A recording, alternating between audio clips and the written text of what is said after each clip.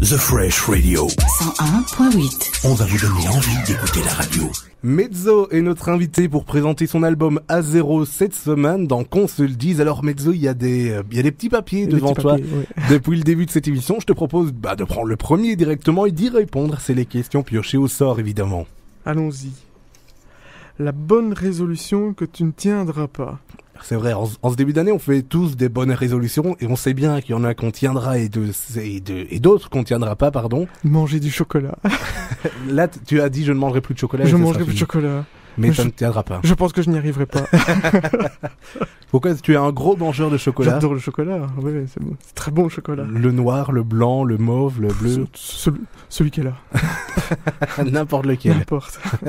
Le Côte d'Or, le Milka, le... Ah ouais.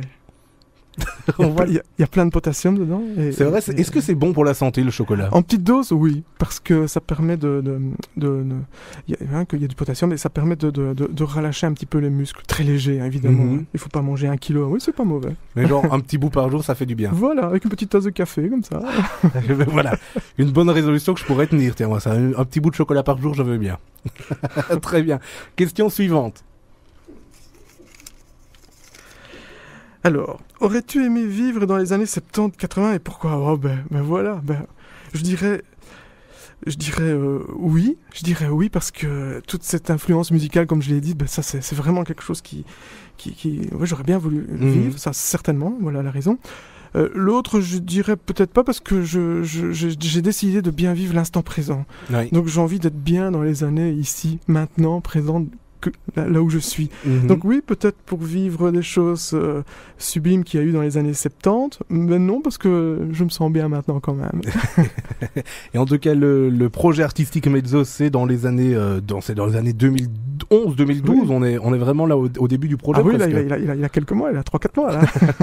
Et c'est vrai que, pourquoi cette question? Parce que on définit ta musique rock folk années 70, années 80. Donc voilà, c'était pour ça la question. Question suivante.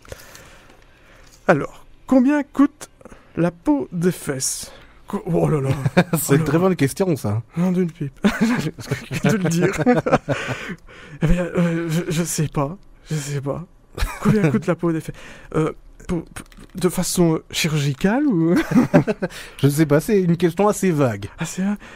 Je dirais très très très très très cher parce que je me ferais pas toucher mes fesses n'importe comment. Sinon, j'ai droit à un joker.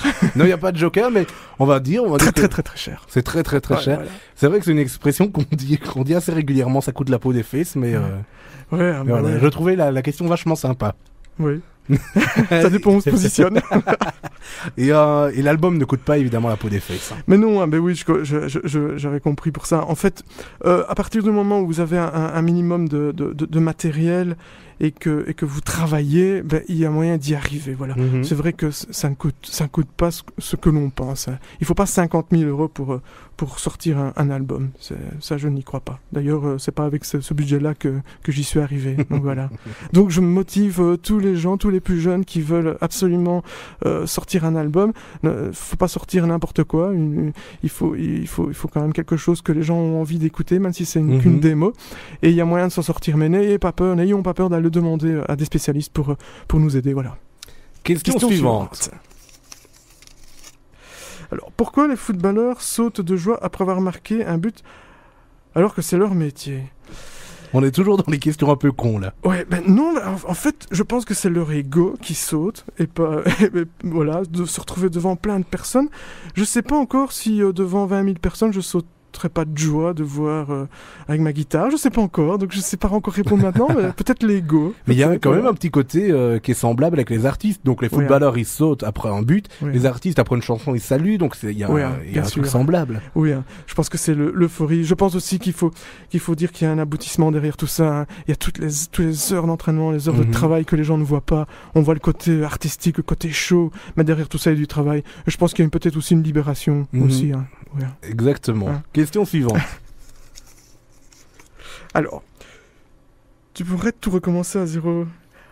Alors, là, c'est une drôle de question parce que c'est ce que je viens de faire et je me dis, si je vis mal cette expérience musicale, est-ce que je pourrais repartir à zéro? Je repartirai à zéro, mais de façon musicale aussi. C'est vrai? Oui, je pense qu'alors je regarderais ce qui n'aurait pas marché ou ce qui m'aurait mis à défaut, ou peut-être oui, je pense que oui, parce que je pense que si j'ai fait cette démarche-là ici, je pense que j'aurais envie de m'adapter chaque fois. Donc oui, je crois que je pourrais repartir à zéro. Si on retourne 20 ans en arrière, tu décides de faire de la musique directement? Eh bien, c'est une question difficile, ça. Avec ce que je sais maintenant, je dirais oui, évidemment. On dit toujours ça. Hein, avec l'expérience, je ferai ça à mes 20 ans. Oui, évidemment. C'est toutes les peurs que je n'ai pas su surmonter à cet âge-là, que maintenant, avec peut-être un petit peu plus de sagesse et d'âge, j'y arrive. Mais voilà, donc à partir à zéro, oui. Et on va prendre la dernière question déjà.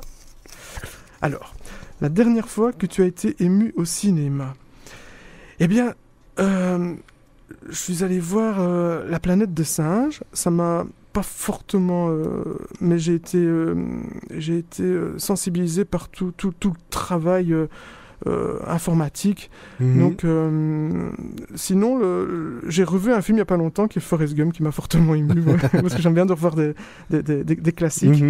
Sinon, voilà. Voilà.